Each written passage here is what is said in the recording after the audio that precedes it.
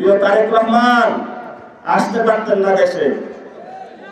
আমরা আপনার মাকে মুক্ত করে দিয়েছিলাম, রক্ত আমরা দিয়েছি। আপনার মাকে সসম্মানে বাংলাদেশ থেকে বিদায় জানিয়েছিলাম আমরা, কারণ আমরা গণতন্ত্রকে শ্রদ্ধা করি। উনি বলেছিলেন ওদের হাতে গোলামীর জিঞ্জির, আমাদের হাতে স্বাধীনতার পতাকা। আপনার বাবা বলেছিলেন ওই রিপোর্ট ভারতের বিরুদ্ধে দাঁড়িয়ে সব সময় মাথা উঁচু করে দাঁড়িয়েছিলেন। আপনার কি হয়েছে? আপনার কি হয়েছে? সমস্যাটা আমাদেরকে একটু বলেন যে এই কারণে আমি সন্ত্রাসের পথ বেছে নিয়েছি। আমাদের উপরে যে হামলাগুলো হলো, তারেক রহমানের প্রত্যক্ষ মদতে হামলা হয়েছে। স্থায়ী কমিটির মিটিং বসেছে, ওই কমিটির মিটিং আলোচনা হয়েছে এদেরকে দুনিয়া থেকে নিশ্চিহ্ন করে দাও। প্রিয় তারেক রহমান শুনে রাখুন, প্রিয় বিএনপি শুনে রাখুন, বাংলাদেশ উসমান হাদিকে নিশ্চিহ্ন করা হয়েছে। লক্ষ কোটি উসমান হাদি জন্ম করেছে, আমাদেরকে নিশ্চিহ্ন করে দেন। আজাদির কোটি কোটি সৈনিক রাজপথে নামতে প্রস্তুত। নির্বাচনের আগে আমরা বলেছিলাম তারেক রহমানকে 4টা পথ পরিহার করতে হবে।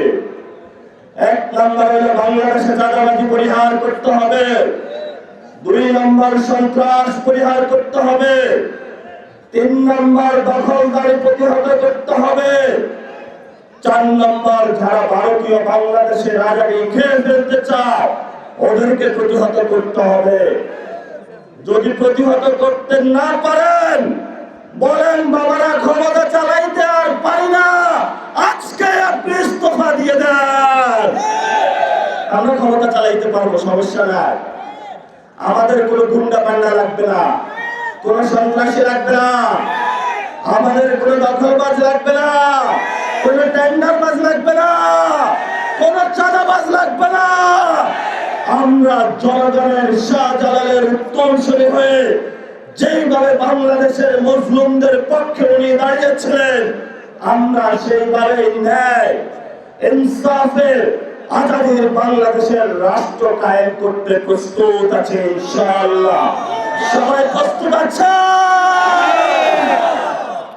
আজকে আমরা আপনাদেরকে একটু হাত তোলাবো। আমাদের কিছু যুদ্ধ বাকি আছে এখনো, সেই যুদ্ধটার জন্য আমরা আজকে আপনাদের থেকে কমিটমেন্ট নিব।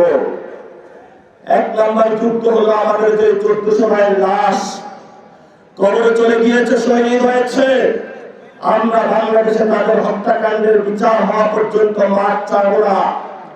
2 নম্বর হলো যেই রক্তের উপরে দাঁড়িয়ে সংস্কারের দলিল লিখিত হয়েছে, সেই সংস্কারের দলিল বাংলাদেশে বাস্তবায়ন করা পর্যন্ত আমরা মাঠ ছাড়বো না। 3 নম্বর আমাদের আজাদির সূর্য প্রাণ পুরুষ শহীদ উসমান হাদি ভাইয়ের হত্যাকাণ্ডের বাংলার মাটিতে বিচার হওয়া পর্যন্ত আমরা মাঠ ছাড়বো না।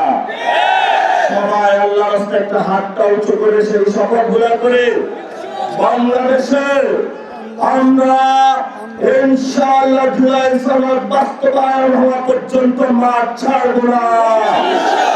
আমাদের ভাই যাদেরকে হত্যা করা হয়েছে তাদের প্রতিশোধ এবং বিচার পাওয়া পর্যন্ত আমরা মাঠ ছাড়বো না। আমাদের আজাদির প্রাণ পুরুষ শহীদ উসমান হাদি ভাইয়ের হত্যাকাণ্ডের বিচার হওয়া পর্যন্ত আমরা মাঠ ছাড়বো না। আমরা এখনো ধৈর্য ধারণ করতেছি। যদি মনে করেন ধৈর্যই দুর্বলতা, তাহলে কি হবে ওইটা বললে তো আবার আমার বিরুদ্ধে বলবে আমি গালাগালি করি। তা আমি আজকে থেকে চুপ করে নিয়ে গেলাম। আমরা দেখি বিএনপি কতটুকু উঠতে পারে, সেইটুকু পর্যন্ত উড়ার পরে বাংলার মানুষ প্রস্তুত আছে মাটিতে তাদেরকে নামানো।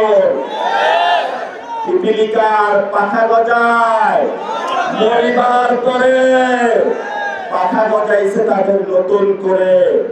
আমরা বলবো যেই পিপিলিকার পাখা গজাইছে গত 53 বছরে, অনেক পাখনা আমরা দেখেছি। আপনারা ইতিহাস থেকে শিক্ষা নিন। আমরা মরণ পর্যন্ত পথে আছি, কারণ আমাদের শহীদের রক্তের কাছে অঙ্গীকার নামা আছে, আমাদের শহীদ উসমান হাদির কাছে অঙ্গীকার নামা আছে। যে ভাইয়ের চোখ হারিয়েছে, হাত হারিয়েছে, তাদের কাছে অঙ্গীকার নামা আছে। এই অঙ্গীকার নামার কাছে আমরা কোনো পদের কারণে, কোনো টাকার কারণে, দুনিয়াবি কোনো স্বার্থের কারণে আমরা বিক্রি করব না। আমাদেরকে এই নিশ্চয়তা আজকে কারাগারবাসীর সামনে দাঁড়িয়ে আল্লাহর কসম করে খেয়ে বললাম ইনশাআল্লাহ।